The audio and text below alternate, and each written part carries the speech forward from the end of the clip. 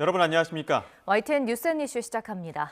연일 하락세를 벗어나지 못하고 있는 코스피가 외국인 매도세에 이틀째 2,500선 아래로 내려앉았습니다. 금리 인하 기대감이 꺾이면서 달러 가치가 치솟아 환율도 계속 오름세입니다. 자세한 내용은 취재기자 연결해 알아보겠습니다. 엄윤주 기자. 네, 한국거래소입니다. 보통 1월에는 증시가 큰 이유 없이 호조를 보이는 경향이 있는데 우리 시장 지금 맥을 못 추고 있습니다. 증시 소식 전해주시죠. 네, 보통 1월 효과라고 하죠. 통상 증시에서는 연초 특별한 호재가 없어도 낙관적인 전망이 반영돼 주가가 상승하고는 했는데요. 하지만 오늘도 우리 시장은 부진한 흐름을 이어가고 있습니다.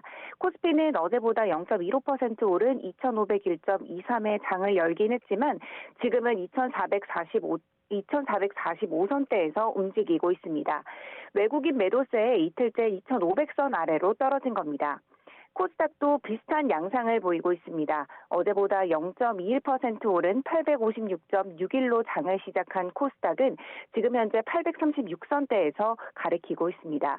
중국 경기 부진에 이어 우리 증시 핵심 업종인 반도체나 배터리 성적이 저조한 게 원인으로 분석됩니다. 여기에 미국 연준의 조기금리 인하 기대감에 지난 연말 단기간에 과열된 증시가 가격 조정을 거치고 있다는 분석도 나오는데요. 특히 어젯밤 미국 연준 이사의 연준의 통화정책 경로 변화를 신중하게 조절하겠다고 한 발언이 시장의 기대 심리를 또 한 번 위축시켰습니다. 이런 영향 탓에 환율은 오름세를 보이고 있습니다. 오늘도 원달러 환율은 어제보다 6.2원 오른 1,338원에 개장했습니다. 지금은 1,340원을 기록하고 있습니다. 아울러 타이완 총통선거와 홍해 이슈에 우리 증시에 특히 불리한 지정학적 요인도 악재로 작용하고 있습니다. 미국 대선과 맞물려 북한의 도발까지 겹치면서 외국인은 최근 3거래일 연속 매도 물량을 쏟아내고 있습니다. 지금까지 한국거래소에서 전해드렸습니다. 윤석열 대통령이 주식시장 활성화를 위한 세제 개혁 필요성을 강조하면서 법 개정이 필요한 부분은 국민의 뜻을 모아 여론의 지지를 해달라고 당부했습니다. 오늘 서울 여의도 한국거래소에서 상생의 금융, 기회의 사다리 확대를 주제로 열린 민생토론회에서 나온 발언인데요. 직접 들어보시죠. 주식시장의 발전을 저해하는 이런 과도한 세제라고 하는 것은 결국은 우리 중산층과 서민에게 피해를 준다라고 하는 것을 우리 국민들께서 다 같이 좀 인식을 하고 공유를 해야 이러한 과도한 세제들을 우리가 개혁을 해 나가면서 바로 이런 코리아 디스카운트를 근본적으로 해결할 수 있다. 저는 대통령령으로서 할 수 있는 거라면은 뭐 정치적으로 어떤 불이익이 있더라도 과감하게 밀어붙일 수 있습니다만은 법률을 개정해야 되는 부분에 대해서는 우리 국민들께서 좀 뜻을 모아서 그 여론의 지지를 좀 해주실 수 있도록. 윤석열 대통령은 또 개인 종합자산관리 계좌 ISA의 납입 한도와 비과세 한도를 2배 이상으로 늘리겠다고 밝혔습니다. 윤 대통령은 이어 소액주주 권리 보호를 위한 온라인 전자주주총회 제도화와 이사의 사익 추구 행위 차단 등 상법 개정을 추진하겠다고 약속했습니다. 윤석열 대통령이 방송통신심의위원회가 해촉을 건의한 야권 방심위원 2명의 해촉을 재가했습니다. 이로써 여야 4대 3이었던 방심위원들 구도는 4대 1로 바뀌었는데 류희림 방심위원장의 민원 사주 의혹이 촉발한 방심위 내부는 잦아들지 않고 있습니다. 류환웅 기자가 보도합니다. 류희림 방심위원장의 회의 진행을 거부하고 사퇴를 촉구했던 야권 방심위원 2명의 해촉이 확정됐습니다. 윤석열 대통령은 방심위가 지난 12일 의결한 옥시찬 위원과 김유진 위원 해임 건의안을 재가했습니다. 옥 전 위원은 유 위원장을 향해 욕설했고 김 전 위원은 회의 안건을 유출했다는 것이 해촉의 주요 사유입니다. 두 사람은 방심위가 무리한 해촉을 강행했다며 여권 위원들 주도의 전체 회의 결정을 비판했습니다. 이로써 방송과 인터넷 콘텐츠의 사후 심의를 담당하는 민간 독립기구인 방심위원회 위원들의 여야 구도는 4대 3에서 4대 1로 바뀌었습니다. 여야 구도가 확실한 여권 우위로 바뀌었지만 유 위원장 민원 사주 의혹이 촉발한 방심위 내부는 잦아들지 않고 있습니다. 지난 12일 전체 회의 직후 방심위 노조는 직원 149명 명의로 된 유 위원장 이해충돌 방지법 위반 행위 신고서를 국민권익위에 제출했습니다. 류일임 위원장의 사적 이해관계자와 지인들이 동일한 시기에 유사한 내용의 민원을 접수하게 된 경위와 이와 관련한 피신고자의 개입 여부에 대한 철저한 진상조사를 요청하는 내용입니다. 방심위 노조는 이와 함께 노조원 96.8%가 부정적 평가를 내린 조사 결과를 공개하며 위원장 자진 사퇴를 촉구했습니다. 유 위원장은 민원인 개인정보 유출은 범죄 행위라며 제보자 색출을 위해 내부 감찰을 추진 중이고 검찰 수사도 의뢰했습니다. 방심위 내분을 둘러싼 정치권 공방도 거세지고 있습니다. 여권과 보수 성향 언론단체는 야권위원회 욕설을 비판하며 민원인 개인정보를 유출한 방심위 내부 고발자 검찰 수사를 촉구했습니다. 반면 야당은 유 위원장 이해충돌 방지법 위반 행위에 대한 수사를 촉구하며 검찰에 고발장을 제출했습니다. YTN 유환홍입니다. 더불어민주당 이재명 대표가 흉기 피습 사건 이후 보름 만에 당무에 공식 복귀했습니다. 현역 의원 컷오프 그리고 같은 지역 3선 이상 의원 감점 등 공천 규칙이 발표된 국민의힘에서는 영남권과 중진 의원을 중심으로 술렁이는 기류가 감지됩니다. 국회 연결합니다. 손여정 기자. 네, 국회입니다. 일단 민주당 상황부터 살펴보겠습니다. 이재명 대표가 오늘 당무에 복귀했죠? 네, 지난 2일 부산에서 흉기에 피습된 뒤 수술을 받고 치료를 받아오던 이재명 대표가 보름 만에 국회에 출근했습니다. 바로 최고위원 회의를 주재했고 총선 인재 영입식에 참석하는 등 공식 일정을 소화하고 있습니다. 이 대표의 복귀 일성은 총선 승리에 대한 의지였습니다. 최고위에서 이번 총선을 윤석열 정권에 대한 심판 선거로 규정하며 민주당이 그 책임을 다하겠다고 밝혔습니다. 다만 보름 만에 당무에 복귀한 이 대표 앞엔 당장 풀어야 할 숙제가 많습니다. 이낙연 전 민주당 대표와 원칙과 상식 의원 등 비명계 인사들의 탈당이 잇따랐고 친명계 인사 관련 공천심사 잡음도 불거졌기 때문입니다. 이 대표는 공개석상에서 처음으로 이 전 대표와 탈당한 의원들을 언급하며 앞으로 통합과 단합을 위해 노력하겠다고 강조했습니다. 하지만 아직 이번 총선에 적용할 선거제 문제도 당내에서 방향을 정리하지 못한 터라 당분간 내용을 수습하고 밀린 현안을 정리하는 데 주력할 것으로 보입니다. 네, 국민의힘 공천관리위원회가 어제 총선 규칙을 발표했는데 후폭풍도 이어지고 있죠. 네, 국민의힘 공관위는 어제 첫 회의가 끝난 뒤 구체적인 현역 의원 컷오프 기준과 감산 규칙을 발표했습니다. 전국을 4개 권역으로 나눠 지역별 하위 10%에 해당하는 현역 의원은 공천에서 원천 배제, 즉 컷오프하기로 했습니다. 7명 정도가 될 것으로 예상되는데요.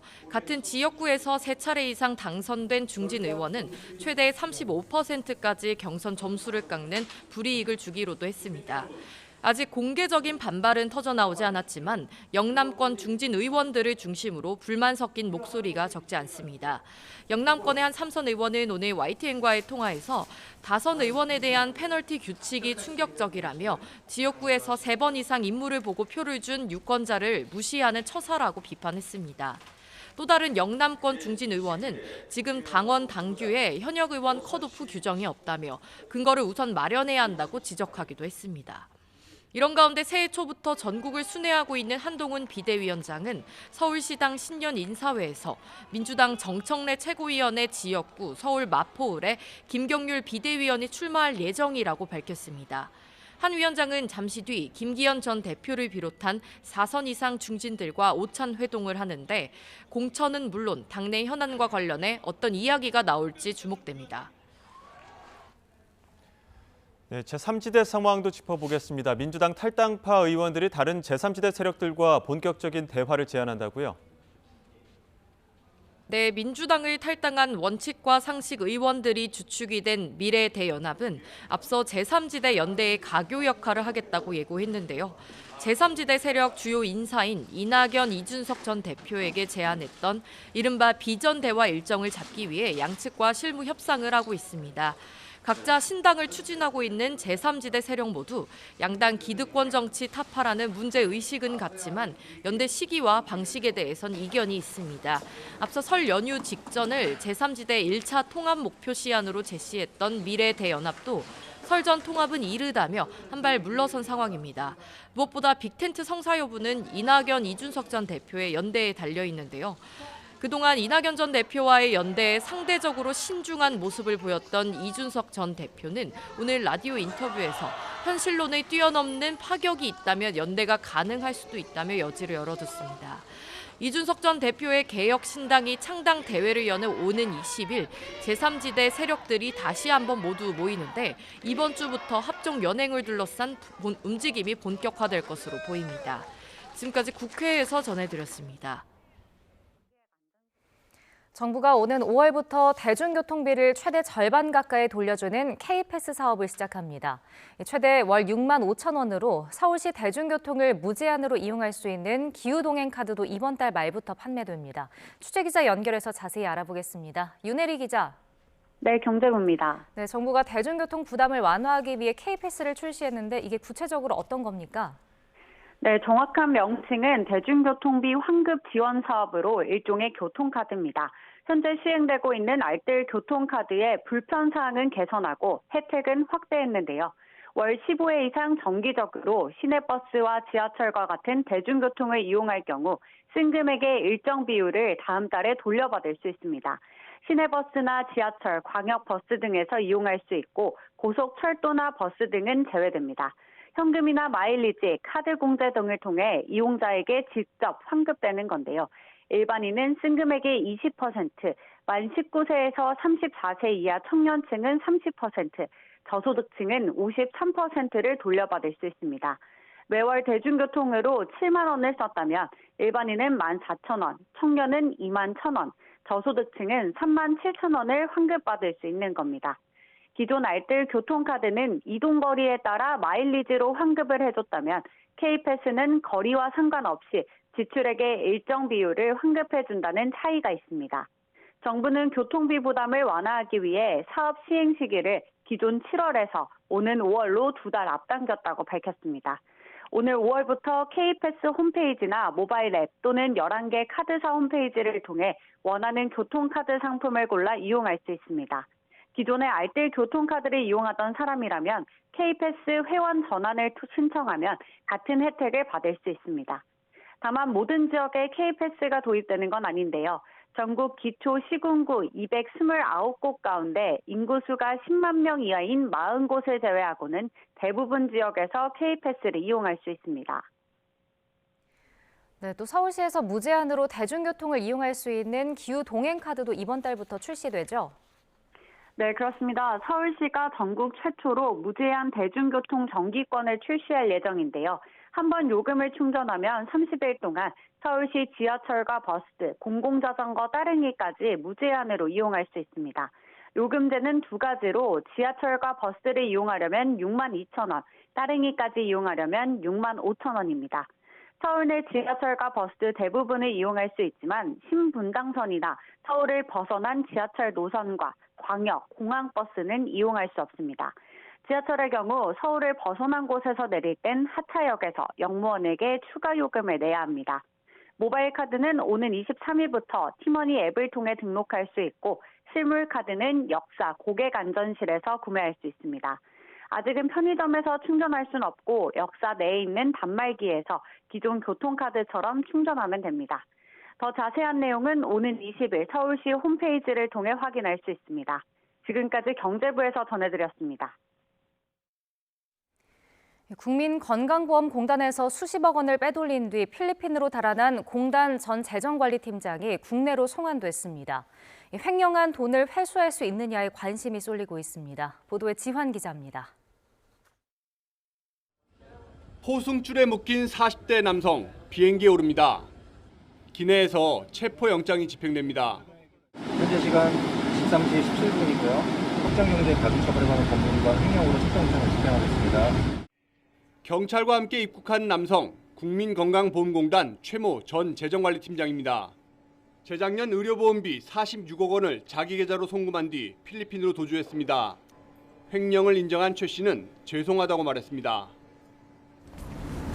46억 횡령분 인정하십니까? 인정합니다. 현지 생활은 어떠셨나요? 회사의 진심으로 줘서 국민께 죄송합니다. 정말 죄송합니다. 필리핀에서 최 씨는 호화 생활을 누렸습니다. 도주 1년 4개월 만에 검거된 곳도 마닐라에 있는 고급 리조트였습니다. 관건은 이제 횡령한 건강보험료를 회수할 수 있을지 여부입니다. 최 씨는 횡령 자금 대부분을 가상화폐로 환전해 범죄 수익을 은닉한 것으로 전해졌습니다. 앞서 건보공단은 횡령 사실을 확인한 후 최 씨 계좌를 동결하고 예금 채권을 압류했습니다. 그 결과 횡령 금액 46억 2천만 원 가운데 7억 2천만 원만 회수된 상태. 나머지 39억 원은 모두 가상화폐로 바꿨는데 회수 여부는 아직 불투명합니다. 국내 거래소를 통했다면 계정 정보를 파악할 수 있지만 해외 거래소로 현금화했다면 추적은 사실상 불가능합니다. 전자지갑을 생성해 저장했다면 암호키를 확보해야 합니다. 물론 도피처에서 보유재산 일부를 처분했을 가능성도 있습니다. 모두 피의자 최 씨 협조가 꼭 필요한 이유입니다. 전자지갑이나 이런 부분에 대해서 이제 피의자의 협조도 필요하고 저희가 그 피의자가 사용하던 휴대폰과 노트북에 대해서 다 압수한 상태로 그 부분 그 포렌식을 통해서 앞으로 재판을 받아야 하는 최 씨가 선처와 감형을 노리고 경찰 수사에 협조해 피해 일부를 갚는 방식으로 회수할 수 있다는 주장도 있습니다. 건보공단 본사가 강원도 원주에 있어 최 씨 신병은 강원경찰청으로 넘어간 상태. 경찰은 최 씨 구속영장 신청 후 횡령한 범죄 수익금 환수 방안을 다각도로 살펴볼 예정입니다. YTN 지환입니다.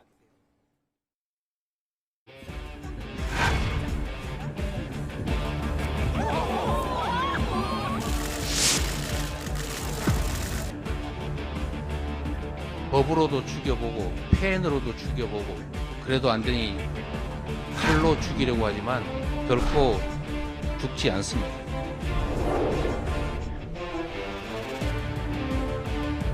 방탕과 패권, 적대와 무능, 독식과 독주의 저급한 언동이 횡행하는 1인 정당, 방탄 정당으로 변질했습니다.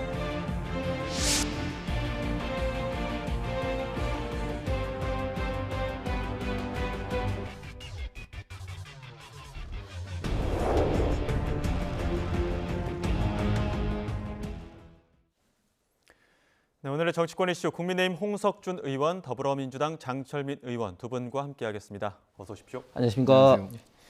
앞서 잠시 영상으로 보신 것처럼 피습 이후에 굉장히 보름 동안 많은 일들이 있었습니다. 탈당도 있었고요. 또 당내에서 적격 심사를 두고도 논란이 있었는데 첫 메시지 여러 가지 이야기를 했습니다만 어떤 게 가장 주목됐습니까?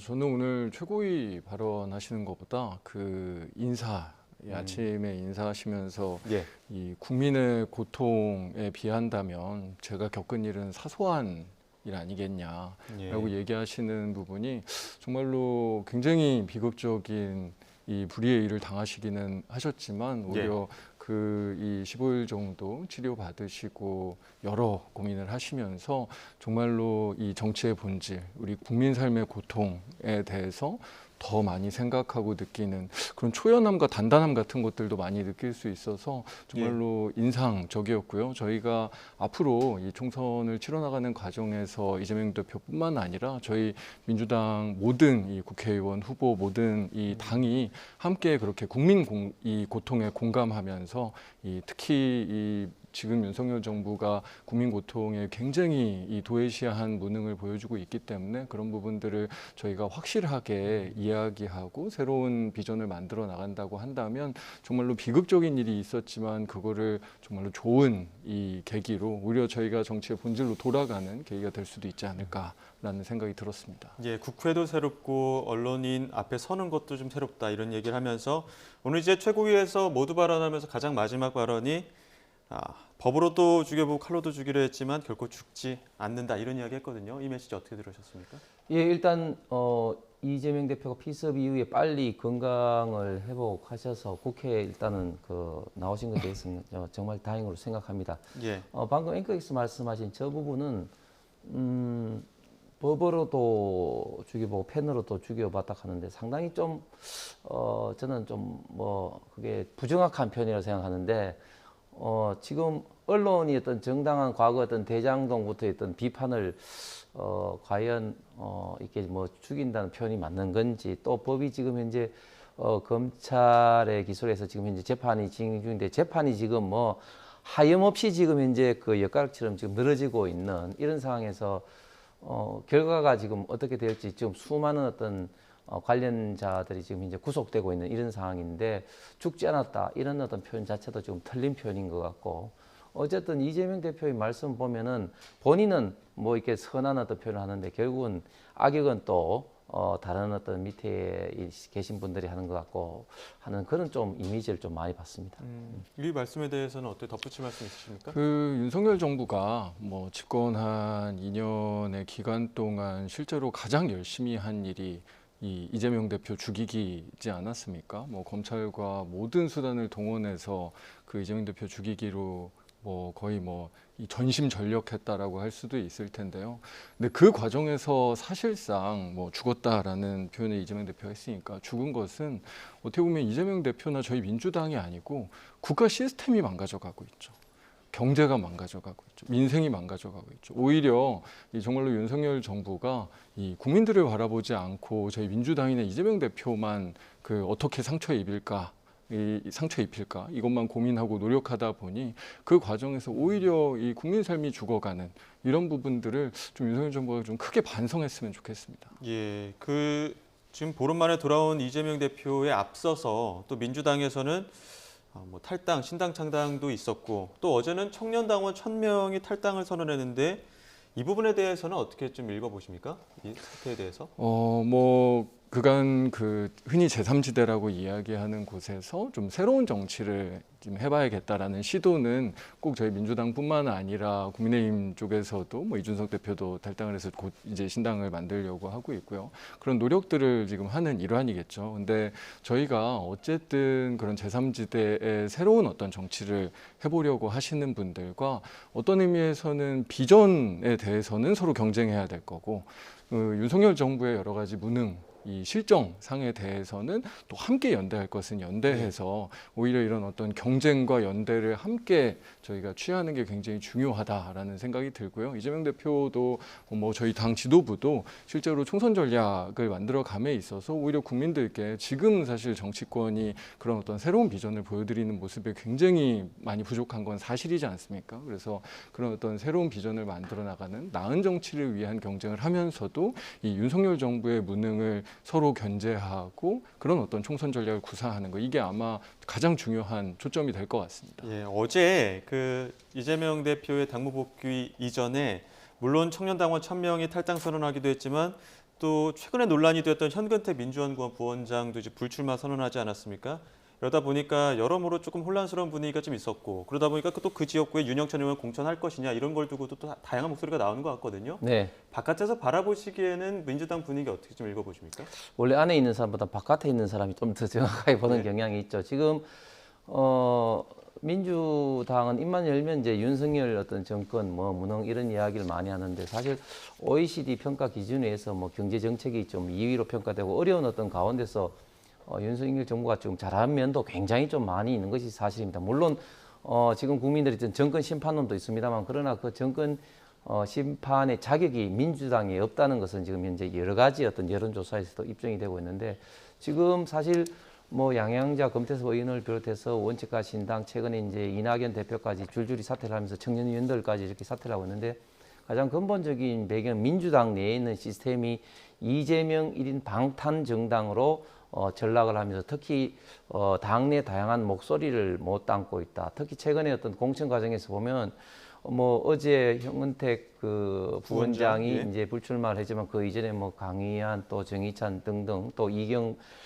부대변인 같이 사실은 언론이나 문제 제기가 된 어떤 친명 인사들은 좀 불출마 내지는 어떤 사퇴를 했지만 사실은 언론에 문제가 제기되지 않는 어떤 친명 인사들은 이거보다는 훨씬 더 많을 거란 말입니다. 그러니까 예. 지금 이제 공천 과정 보면은 합리적인 어떤 공천이 아닌 친명과 비명에 의해서 이렇게 지금 공천이 이루어지고 있는 이런 어떤 사실에 대해서 비명 그룹에 속해 있는 전현직 의원들 중심으로 해서 강하게 지금 이제 반발이 일어나는 것이고, 이런 어떤 반발의 흐름은 아마 앞으로도 시간이 가면 갈수록 더 좀 강화될 것으로 예상이 됩니다. 예. 이런 가운데 지금 이재명 대표 피스과 관련해서 당에서는 총리실 고발하겠다는 입장 밝히셨고요. 또 어제 권익위는 이 대표의 헬기 이송 관련해서 조사 착수한다고 하는데 이건 어떻게 바라보십니까? 그러니까 전혀 중요하지 않은 문제를 덮으려고 하는 거잖아요. 예. 실제로 그때는 아마 처음에 이제 피습이 이루어지고 나서는 양당 뭐 대통령실 대통령 할 것 없이 이런 어떻게 보면 이런 폭력적인 테러가 발생한 이 정치 어떻게 극복할 거냐 뭐 이런 얘기들을 사실은 많이 했고, 국민들께서도 그렇고 저희가 생각하기에도 훨씬 중요한 문제는 그거 아닙니까?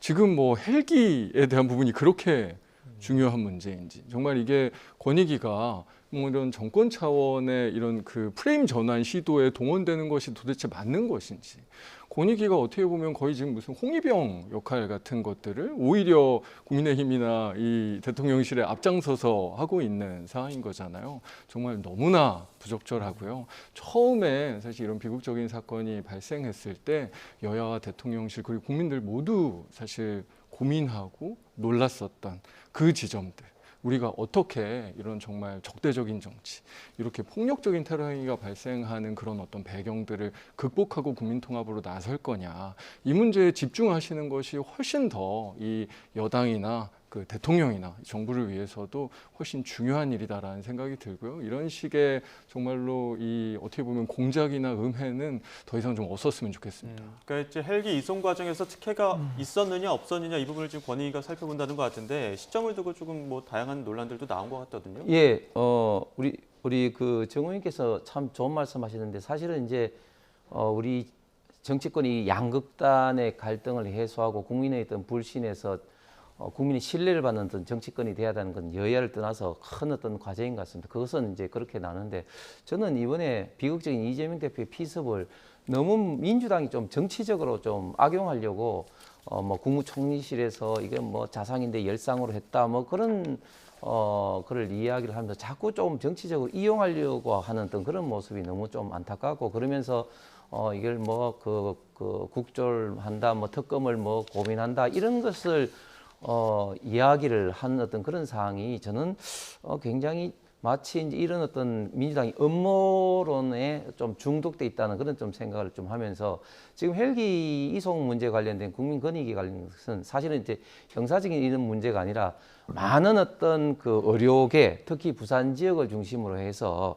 원래 잘 아시는 것처럼 권역별 외상센터에 긴급하게 이제 환자를 하기 위해서 이제 닥터 헬기가 필요한 거 아니겠습니까? 거꾸로 지금 이재명 대표는 닥터 헬기를 타고 서울대로 가는데, 서울대는 또 헬기장도 없어서 노들섬에 내려서 2시간 동안이나 이동을 했다는 거 아니겠습니까? 이런 과정에서 많은 국민들과 또 의료진들이 왜 이재명 대표만 이렇게 특혜를 해야 되느냐, 이런 것들이 이제 국민권익위에 많이 좀 조사 신청이 들어온 모양입니다. 그렇기 때문에 국민권익위로 봐서는 이런 것을 딱히 어떤 정치적 의미를 떠나서 어떤 제도 개선 내지는 이런 어떤 경위를 조사하는 것은 국가기관으로서의 당연한 어떤 그런 과정인 것 같습니다. 예, 이재명 대표 방문 복귀하기에 앞서서 어제 굉장히 다양한 이슈들이 있었는데, 특히나 또 어제 원희룡 전 장관이 그 개항 을에 출사표 던지지 않았습니까? 한동훈 그 비대위원장도 같이 가서 또 손을 들어주기도 했었는데, 이게 이제 정봉주 전 의원이 오늘 아침 인터뷰에서 들어보니까 허공에 주먹을 날리는 거다, 불출마 가능성도 있다 이렇게 얘기했는데 어떻게 되는 겁니까? 뭐 저도 정확하게는 모르겠습니다. 예. 뭐 원희룡 전 장관 같은 경우에야 뭐 개항을에 출마하는 것 자체가 본인의 이제 앞으로의 대권 가도에 좀 큰 도움이 되지 않을까라는 어떻게 보면 조금 얄팍한 이런 그 정치적인 노림수가 있는 것 같기는 한데요. 저희 뭐 이재명 대표도 그렇고 저희 민주당도 그렇고 뭐 원희룡 장관의 그런 이 일종의 그런 전략적인 수에 뭐 그렇게 크게 호응해주고 싶은 마음은 없기 때문에요. 그냥 원희룡 장관 혼자의 그냥 계획이 되지 않을까 싶기는 한데, 뭐 저도 이거는 뭐 저희 민주당 관련된 그 의사결정은 정확하게 된 거는 아니니까 뭐 이재명 대표님께서 어떤 판단을 하실지 뭐 좀 지켜보는 거죠. 홍석준 의원님께는 형 또 말씀하시죠. 아니 이 이야기 먼저 듣고 또 당내 이야기 들어보려고 저희가 준비한 또 그 녹취가 있습니다. 한동훈 위원장이 그러니까 어제는 계양에 가서 원희룡 장관의 출사표에 한 표를 던졌고 같이 또 오늘은 전국시내 마지막 일정으로 서울시당 행사에 참석을 했는데 여기서는 또 다른 사람의 어떤 출사표에 대해서 다시 한번 손을 들어주는 이야기가 있어서 이야기 한번 듣고 두 분 의견 나눠가도록 하겠습니다.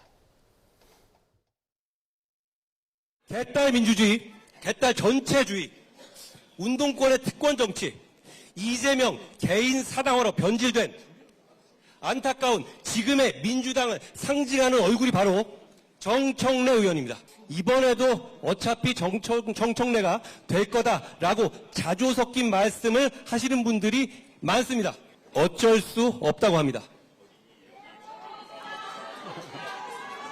어쩔 수 없지 않습니다. 왜냐하면 이번 4월 선거에서 우리 국민의 힘의 후보로서 김경률이 나서겠다고 하고 있기 때문입니다. 어제 인천 계양에서 그리고 오늘 이곳 마포에서 우리 국민의힘에게는 험지라는 말이 사라졌습니다. 저와 우리가 도전하는 곳은 지금부터 격전지입니다. 약속드립니다. 술잔이 식기 전에 돌아오겠습니다. 원래 이제 비대위 구성할 때 비정치인 들어오면서 총선 출마 의사 없다 이런 이야기도 했었기 때문에 굉장히 놀라운 소식이긴 한데 김경률 비대위원은 어제 전화 받고 결심을 했다고 하더라고요. 어떻게 된 겁니까? 저도 김경률 비대위원이 뭐 결심하는 과정은 뭐 정확하게 모르겠습니다만은 사실 어제 지금 제가 이제 대구 경북 신년 교류회 행사에 있어서 이제 우리 원희룡 장관을 만났습니다. 그래서 어떻게 돌덩이를 치우신다 근데 그런 어제 계양 갔다 온 뒤로 만나신 겁니까? 그렇게 이제 이야기하니까 본인이 웃으시더라고요. 그래서 저는 제 나름대로 내피셜로 추측이 본인이 국토부 장관 했기 때문에 도로를 만들다 보면 자꾸 이제 돌덩이가 나오지 않습니까? 그렇기 때문에 돌덩이 치운다는 그런 어떤 표현도 하는 것 같은데 사실은 지금 원희룡 장관이나 김경률 그 비대위원 같은 경우 상당히 좀 격전지죠. 저희 당으로 봐서는 참 힘든 어떤 도전인데 정치인으로서 그 힘든 도전에 의미를 부여하면서 나가는 것에 대해서는 저는 정말 박수를 좀 보내고 싶습니다. 사실 정청래 의원도 지역구 관리를 잘하는 분으로 굉장히 유명하지만 또한 또 많은 어떤 당내 갈등, 특히 어떤 국민적 갈등을 또 유발하시는 많은 어떤 그런 어떤 발언으로 유명한 분인데 이런 어떤 정청래 의원에게 우리 김경률 그 비대위원이 도전을 한다는 것 자체가 저는 당내를 떠나서 굉장히 좀 의미가 있다. 원희룡 장관 같은 경우도 그런 면에서 우리 당내에서 또 우리 지지층에서 굉장히 많이 좀 박수를 받고 있는데 정봉주 전 의원처럼 만약에 그 이재명 대표가 이 개항을 불출마한다면은 저는 상당히 대선 유력한 야권의 후보로서 이재명 대표의 앞으로의 어떤 행보에 대해서 저는 굉장히 좀 부담이 될 것 같습니다. 어떻게 보면 대결을 회피했다는 그런 어떤 이미지가 생기기 때문에 그래서 과연 그럴 수 있을까 하는 그런 좀 의문은 있습니다. 지금 그 한동훈 위원장이 이재명 대표를 언급하면서 이렇게 지적한 부분들은 과거에도 여러 번 있었는데 그 외에 최고위원 중에 정청래 의원 지적하는 거 제가 처음 본 것 같거든요. 이런 지적에 대해서 어떻게 들으셨습니까? 지금 민주당의 상징이라고까지 이야기를 해주시네요. 근데 정청래 의원이 굉장히 정부나 여당에 대해서 대통령에 대해서도 굉장히 우리 훌륭한 공격수로서 역할을 해주시고 있는 건 사실이잖아요. 근데 제가 느끼기에는 되게 오랜만에 정청래 최고위원이 국민의힘 땡큐 이러실 것 같아요. 왜죠? 정말 어떻게 보면 정청래 최고위원한테 제일 쉬운 상대일 수도 있거든요. 그러니까 이게 오히려 이게 저희가 이제 어려운 지역에서 선거 전략을 짤 때 이미지가 완전히 다르고 예를 들면 굉장히 좀 넉넉하고 포용적이고 아니면 굉장히 젊고 신선하고 이런 이 이미지를 가지고 계신 분을 공천을 하면 우리가 선거 전략을 짤 때 조금 더 섬세해져야 되겠다 이런데 김경률 이제 앞으로 도전하시는 이 비대위원 같은 경우에는 거기도 어떻게 보면 이 조국 전 장관이나 예전에 여러 현안들을 좀 집요하게 어떻게 보면 약간 스토킹하듯이 집착하셔서 이렇게 파고드는 그런 캐릭터시잖아요. 그래서 사실 그런 면에서 정청래 최고위원과 어떻게 보면 아예 상대가 되지 않으시는 그 정치적인 역량이나 선거 경험이나 그런 어떤 현안에 대해서 파고드는 능력이나 그래서 뭐 후보 경쟁력에서는 정청래 최고위원이 굉장히 감사한 이 의사결정을 이 한동훈 위원장과 이 김경률 비대위원이 해준 게 아닌가 아마 고마워하실 것 같습니다. 본격적으로 양당의 공천 경쟁 관련해서도 두 분께 한 건 여쭙겠습니다. 한동훈 위원장이 오늘 이제 4선 이상 중진 의원들과 오찬 간담회 지금 아마 뭐 하고 있거나 아니면 이제 곧 시작이 될 것 같긴 한데 그런데 이제 공관위가 어제 공천 규칙을 내놓다 보니까 함께 하고 있는 그런 어떤 중진 의원들의 속내가 좀 복잡할 것 같거든요. 어제 내놓은 공관위의 공천 규칙 어떤 대목이 가장 눈에 띄셨습니까? 예, 저는 어제 공관위 발표를 보고 정말 깜짝 놀랐습니다. 그 공관위원장께서도 말씀하셨다시피 저희 당의 공천 역사상 가장 좀 합리적이고 계량적인 어떤 지표를 가지고 공천 기준을 정하고 그리고 앞으로 예측 가능한 어떤 절차를 분명히 이제 밝혔다 그렇게 생각을 합니다. 그래서 지금 뭐 야당 측이라든지 일부에서 비판 내지는 우려했던 뭐 예를 들면 윤심이 작동하고 또 뭐 대통령실의 낙하산이다, 검사 뭐 공천이다 이런 어떤 부분들이 원천적으로 거의 대부분 지금 다 사라졌다, 배제되었다. 왜냐하면은 지금 하위 그 현역 의원에 대해서는 이제 10%를 이제 컷오프를 하고 나머지 하위 30%에 대해서는 감점을 한다 하기 때문에 이 부분에 대해서는 원천적으로 낙하산 공천을 할 수 있는 여지가 거의 배제가 원천 배제가 된 겁니다. 그런데 이제 3선 이상 중진들은 조금 불만이 마이너스 15% 이제 감점을 안고 이제 시작하기 때문에 좀 불만이 있을 수가 있는데 그러나 그동안 계속해서 뭐 영남권 어떤 중진 어떤 일방적인 물갈이 이런 것을 계속해서 하는 어떤 그런 이야기보다는 그래도 합리적인 기준 틀 안에서 본인의 어떤 경쟁력과 지지도가 있으면 그것을 충분히 극복할 수 있는 그런 어떤 기준이 정해졌기 때문에 저는 신인에게 좀 우대는 하지만 그러나 일방적인 물갈이는 아니다. 그런 어떤 기준이 좀 정해졌고 따라서 많은 분들이 이런 어떤 그 시스템 공천에서는 수긍을 하고 이런 어떤 그 준비 과정이 좀 들어가리라고 생각합니다. 예. 그 어느 때보다 합리적이고 계량적인 방법이라고 하셨는데 공천이라는 게 그런 거죠.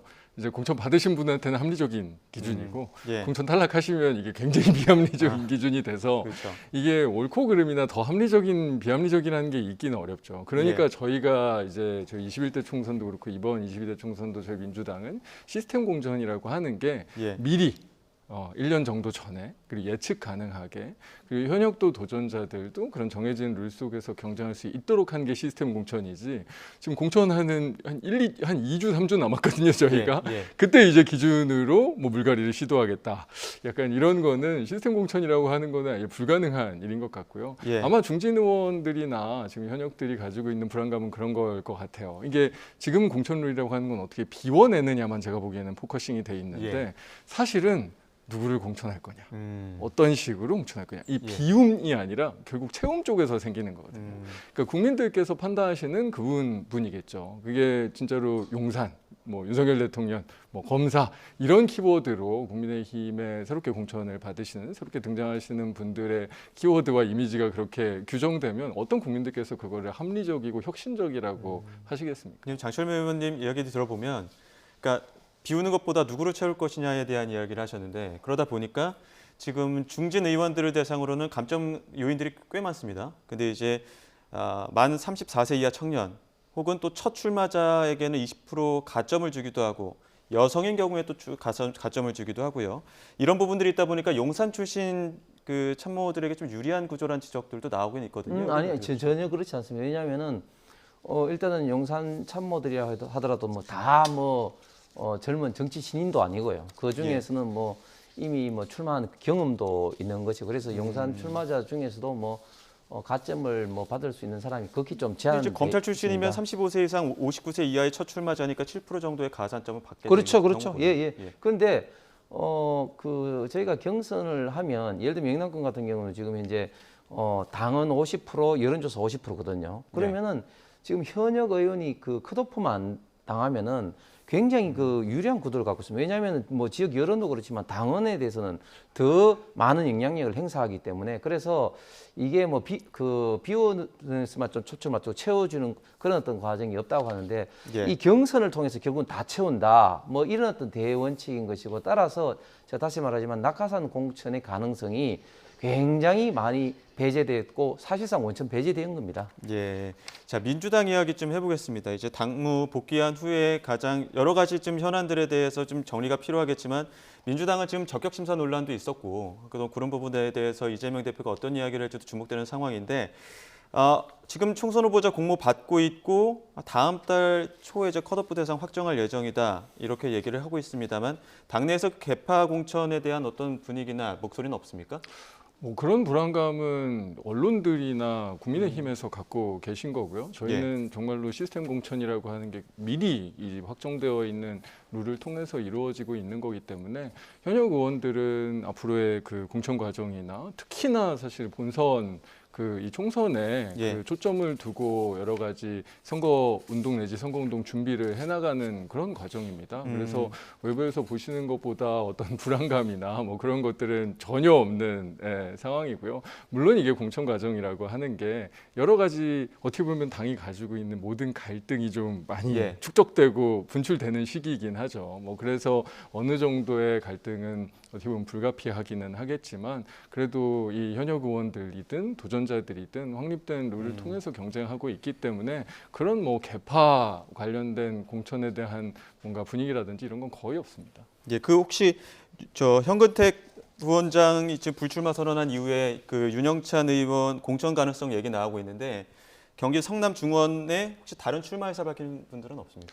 제가 사실 성남 중원의 사정까지는 정확하게 왜냐면 거기 또 자객 공천이 들어갈 것이다 이런 논란들이 나와가지고요. 아마 뭐 나중에 이제 공천관리위원회에서 합리적인 판단들을 하겠죠. 하지만 아까 이제 홍성춘 의원님께서 뭐 언론에 보도되는 문제 인사가 그렇게 일부일 거라고 얘기하셨는데 지금 총선 과정이기 때문에 진짜 요만한 것만 있어도 언론이 다 달려들거든요. 그래서 저희는 어떻게 보면 개인들은 되게 당사자는 억울할 수도 있겠지만 당에서 굉장히 엄정하고 철저하게 지금 조치를 취하고 있고 그런 어떤 원칙 속에서 이 공천 과정도 진행될 거라고 믿습니다. 저희가 제가 한마디만 하면 지금 이제 민주당이 이제 17개의 전략 공천, 단수 공천 지역으로 정해졌거든요. 그래서 결국은 이걸 통해서 어떤 친명 그룹이 갈 가능성이 굉장히 많고 그리고 과거에 지난번 21대 때는 하위 20%에 대해서 이제 감점 비율보다 지금 감점 비율이 훨씬 더 높기 때문에 결국 이제 이 평가에서 친명 비명 간의 어떤 기준도 달라질 것이고 지금 윤영찬 의원 같은 경우는 자기 공천이 끊임없이 갈 겁니다. 예를 들어서 과거 금태섭 의원 같은 경우 계속해서 그 한 명 한 명씩 보내서 세 번째 돼가지고 뭐 강선 의원이 이제 이번에 이제 됐지만 윤영찬 의원 쪽에도 제가 볼 때는 계속적으로 자기 공천을 보낼 가능성이 많을 거라고 보입니다. 짧게 한번 민주당 이재명 대표의 어떤 의중이 있을지 물어봐야 될 것 같은데 지금 민주당에서 선거제 관련해서도 이제 이재명 대표가 어느 정도 입장을 내놔야 되는 게 이제 당의 급선무라는 얘기가 나옵니다. 그런데 지금 병립형 회기 대신에 준연동형 비례대표제로 가닥을 잡았다는 이야기가 나와서 이 부분에 대해서 당내 전체 어떤 목소리는 어떻게 나오고 있습니까? 가닥을 잡았다기보다 지금의 제도가 그렇습니다. 저희가 지금 법이 뭐 법 개정을 추가적으로 하지 않는다면 준연동형이 유지되는 거니까요. 특히나 뭐 저도 그렇고 뭐 이탄희 의원 같은 경우에도 꽤 많은 의원들이 오히려 지금의 이런 대결적인 양극단의 정치를 극복하는 정치 개혁이 가능하려면 오히려 준연동형 제도를 우리가 더 발전시키는 게 중요하다라는 이야기들을 해왔기 때문에 그런 당내 이 목소리 그리고 진보정당이나 시민사회나 이런 제3지대의 목소리를 충분히 받아 안는 그런 결정이 준연동형 제도를 유지하는 거라는 생각이 들고요. 저희가 그런 어떤 공간 속에서 새로운 정치적인 가능성을 만들어갈 수 있으면 아마 국민들께서도 제도가 이렇게 한 번에 역시 되는 건 아니었구나. 여러 번 이렇게 하면서 정말 정치 발전을 위해 기여하는 굉장히 좋은 제도로 사용되는구나라는 것들을 체감하실 수 있을 거라고 믿습니다.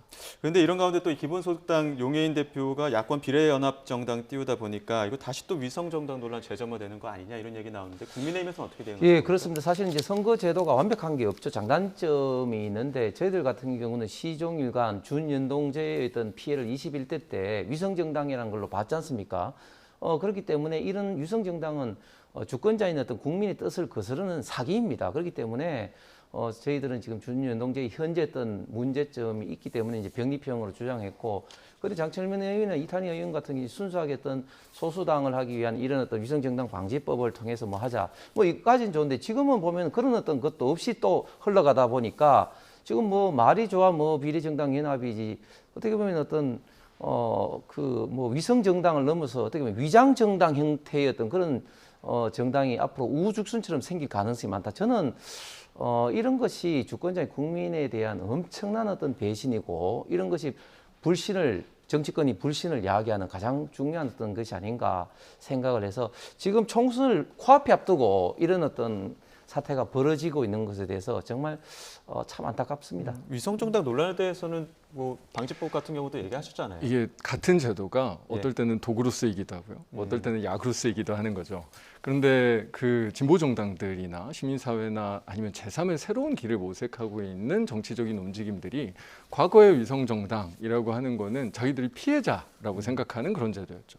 하지만 이번에 비례연합정당 오히려 용해인 의원 같이 이런 제3 정당이나 진보 정당들이 더 많이 이야기하고 있는 거잖아요. 왜냐하면 그런 다양성을 오히려 인정해주고 포용해주는 제도가 바로 준연동형이고, 그래서 사실 비례연합정당을 자기네들이 노력한다라고 하고 있기 때문에 같은 제도를 악용하느냐 선용하는 데에 따라서 국민들 그리고 대한민국 민주주의에 도움이 되는 영향은 완전히 달라질 수 있습니다.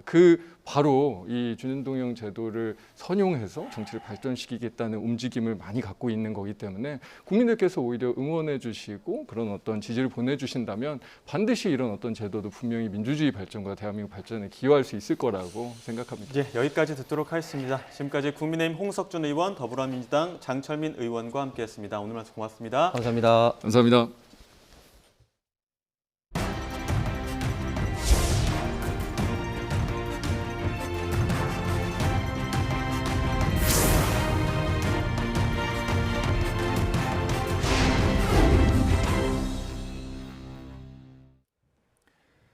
이동재 전 채널A 기자의 명예를 훼손한 혐의로 재판에 넘겨진 최강욱 전 더불어민주당 의원이 항소심에서 벌금형을 선고받았습니다. 항소심 재판부는 최 전 의원이 여론을 왜곡해 죄질이 나쁘다며 1심 무죄 판단을 뒤집었습니다. 자세한 내용 취재기자 연결해 알아보겠습니다. 김다현 기자. 네, 서울중앙지방법원입니다. 네, 조금 시간이 지난 사건이라 기억하지 못하는 분들도 계실 것 같은데 먼저 이 사건 개요부터 정리해 주시죠. 네, 지난 2020년 4월 최강욱 전 더불어민주당 의원은 이동재 전 채널A 기자의 발언 요지라는 제목으로 페이스북에 게시물을 올렸습니다. 이동재 전 채널A 기자가 이철 전 밸류인베스트 코리아 대표에게 사실이 아니라도 좋으니 유시민 전 이사장에게 돈을 줬다고 하라고 말했다고 주장했습니다. 이른바 검언유착 의혹 보도와 관련해 근거로 제시한 주장이었습니다.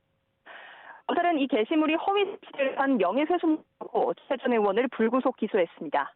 그러나 재작년 10월 1심 재판부는 해당 게시글이 허위 사실이라고 인정하면서도 공적 관심사에 관한 내용이라며 무죄를 선고했습니다. 이에 대해 검찰이 불복해 항소심이 진행됐는데 서울중앙지방법원은 오늘 최 전 의원에게 벌금 8만 원을 선고하며 1심 판단을 뒤집었습니다. 재판부는 정치인으로서 발언에 신중해야 하는 최 전 의원이 SNS에 허위 사실이 포함된 게시물을 올렸다며 여론 형성 과정을 심하게 왜곡해 죄질이 좋지 않다고 지적했습니다. 또 이 사건으로 이동재 전 채널A 기자는 검사 업무에 허위 제보를 종용한 것처럼 인식돼서 상당한 정신적인 고통을 받았다고 말했습니다. 다만 재판부는 이 전 기자가 검찰과 연결돼 부당한 활동을 하려고 한다고 의심할 만한 사정은 있었다며 이를 양형에 반영한다고 밝혔습니다. 선고 직후 최 전 의원은 기자들과 만나 자신이 이 전 기자에게 사적인 앙심을 품고 글을 올렸겠느냐며 대법원 판단까지 받아보겠다고 밝혔습니다. 어떤 사적인 이유나 뭐 앙심이 있어서 제가 비방할 목적을 가지고 특정 기자를 음해하는 글을 썼겠습니까? 명백히 사실과 다르고요. 법원이 지나친 상상력을 발휘한 거 아닌가 싶습니다. 오늘 선고 공판에는 이 사건 피해자인 이동재 전 기자도 직접 참석했는데요. 이 전 기자는 선고 직후 이 사건으로 인생이 망가졌음은 물론이고 국민도 피해를 봤다며 우리 사회의 추악한 가짜뉴스 사건은 다시는 없어야 한다고 강조했습니다. 지금까지 서울중앙지방법원에서 YTN 김다현입니다. 지난 대선을 앞두고 언론 보도로 윤석열 대통령의 명예가 훼손됐다는 의혹을 수사하는 검찰이 화천대유 대주주 김만배 씨와 신학림 전 언론노조 위원장을 동시에 불렀습니다. 검찰은 이들이 지난 대선을 앞두고 윤 대통령의 대장동 수사 무마 의혹이 담긴 이른바 허위 인터뷰를 하고 보도 등의 대가로 1억 6천여만 원을 주고받았다고 의심하고 있습니다. 더불어민주당 이재명 대표가 경기지사 재직 시절 중점 추진했던 지역화폐와 남북교류협력사업 운영업체가 정책 자금을 유용하고 횡령한 사실이 드러났습니다. 감사원은 오늘 경기도 정기감사 결과 발표해서 지난 2020년 경기도가 코로나19 관련 대북 지원 보조 사업자로 선정한 남북경제협력연구소에서 4억여 원을 월세로 횡령하는 등 5억여 원을 사업 목적과 다른 용도로 썼다고 밝혔습니다. 블라디미르 푸틴 러시아 대통령이 최선희 북한 외무상을 만났습니다. 러시아 리아 노보스티 통신은 푸틴 대통령이 모스크바 크렘린궁에서 최 외무상을 맞이했다며 환하게 웃으며 악수를 나누는 두 사람의 영상을 공개했습니다. 푸틴 대통령의 북한 방문 일정이 논의됐을 것으로 예상되는데 푸틴 대통령이 올해 북한을 방문한다면 지난 2000년 7월 이후 약 24년 만이 됩니다. 우크라이나 전쟁이 지지부진한 가운데 푸틴 러시아 대통령이 이미 병합한 4개 주의 자국 영토 인정을 전제로 한 평화협상을 거론했습니다. 유럽연합 등 다보스 포럼에 모인 지도자들은 일단 우크라이나 지원을 재확인했지만 젤렌스키 대통령 부담은 커지고 있습니다. 보도에 이종수 기자입니다. 우크라이나군이 러시아 모스크바 남쪽 보로네시를 드론으로 공격했습니다. 러시아군 반격으로 드론 5대는 파괴되고 3대는 요격됐는데 잔해가 건물에 떨어져 화재가 발생했습니다. 우크라이나 공세는 이어지고 있지만 전황에 변화가 없으면서 푸틴 대통령이 우크라이나에서 러시아가 이룬 군사적 이득을 빼앗는 것은 불가능하다고 강조하고 나섰습니다. Попытка побудить нас отказаться от тех завоеваний, которые мы реализовали за последние 1,5 года. 푸틴 대통령은 우크라이나가 전쟁 초 협상을 거부하지 않았다면 1년 반 전에 전쟁이 끝났을 것이라며 이 상황이 계속된다면 우크라이나는 회복불능의 충격을 받게 될 것이라고 경고했습니다.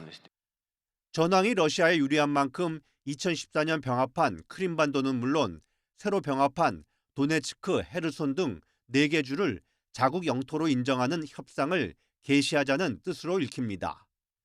하지만 우크라이나는 러시아군 철수와 국경 회복 등 10개 항으로 된 평화 공식 제정을 원하고 있습니다.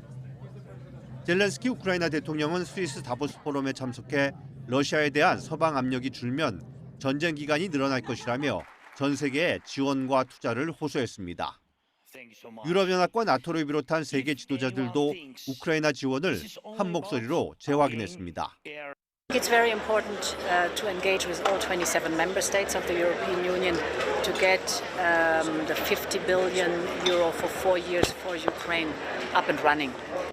마크롱 대통령은 무기가 바닥나는 우크라이나에 미사일 추가 지원을 약속했습니다. 하지만 전쟁 장기화에 대한 피로감 속에 미국 의회 지원이 공화당 반대로 멈추면서 미국 금융계에 손을 내밀어야 하는 등 젤렌스키 대통령의 어깨는 갈수록 무거워지고 있습니다. YTN 이종수입니다. 전북특별자치도 출범 행사를 앞두고 경찰과 소방, 전기안전공사가 행사 장소인 한국소리문화의 전당 모악당과 전북도청 야외광장에 대한 민관 합동 안전점검에 나섰습니다. 전라북도는 특히 전야제가 열리는 전북도청 야외광장의 경우 인파가 몰릴 것을 대비해 임상규 행정부지사가 직접 시설 안전상과 비상대응 체계 등을 점검했다고 밝혔습니다. 국제 자연 사진작가가 세계에서 가장 큰 빙산을 남극 주변에서 발견했다며 화면을 공개했습니다. 사진작가 롭 스위스테드가 촬영한 영상입니다. 바다 위에 삐쭉삐쭉 튀어나온 게 빙산인데 눈에 보이는 부분은 꼭대기의 아주 일부분으로 실제 이 빙산은 최대 높이가 400m에 달한다고 작가는 말했습니다. 길이는 약 74km, 총 넓이는 400제곱킬로미터인데 미국 뉴욕시 면적의 3배에 해당한다고 작가는 설명했습니다. 이 거대 빙산은 남극 서쪽 부근 필치너 빙붕에 고정돼 있다가 2020년부터 이동하기 시작한 것으로 전해졌습니다.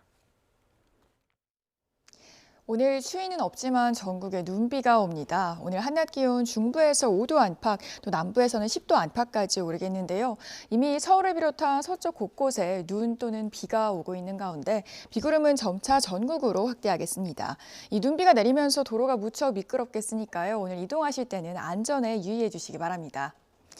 내리는 비의 양은 내륙에 5에서 30mm, 제주도에는 모레까지 최고 60mm가 예상됩니다.